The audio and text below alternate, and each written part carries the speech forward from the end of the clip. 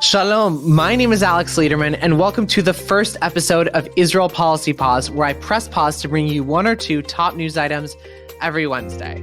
First up, Israel and Russia may be heading towards a diplomatic spat over Russia's crackdown on the Jewish Agency, which Russia claims is violating its law by collecting data on Russian citizens. Prime Minister Yair Lapid has dispatched a legal delegation to Moscow to work with the Russian authorities to resolve the dispute, but if they fail to do so, we could see trouble for Israel-Russia relations going forward. And Prime Minister Lapid has made it clear that retaliatory measures like recalling the ambassador from Moscow are on the table. But really the more concerning side of this is how it would affect the 600,000 Jews in Russia. This is one of the largest Jewish communities in the world, and they're facing increasing international isolation due to the war in Ukraine.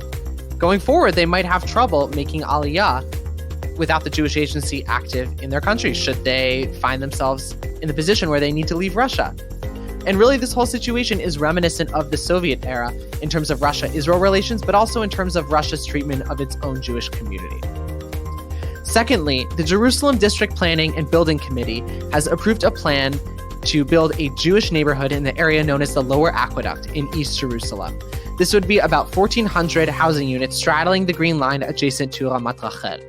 I was actually in East Jerusalem about 2 weeks ago with the IPFT delegation, and we stood on Givat HaArba'a, where you can see the Lower Aqueduct and surrounding areas. And it's clear that this neighborhood, the goal is to disrupt Palestinian territorial contiguity, both east-west between Beit Zafafa and Sur Bahr, and north-south between Bethlehem and East Jerusalem, connecting East Jerusalem to the rest of the West Bank. And this is concerning for prospects for a two-state solution and also Palestinian capital in parts of East Jerusalem. That's it for this week. Be sure to visit israelpolicyforum.org/subscribe to receive Israel Policy Pod, the Koplau column, and our weekly briefing in your inbox. I look forward to seeing you again next week, and until then, yalla bye.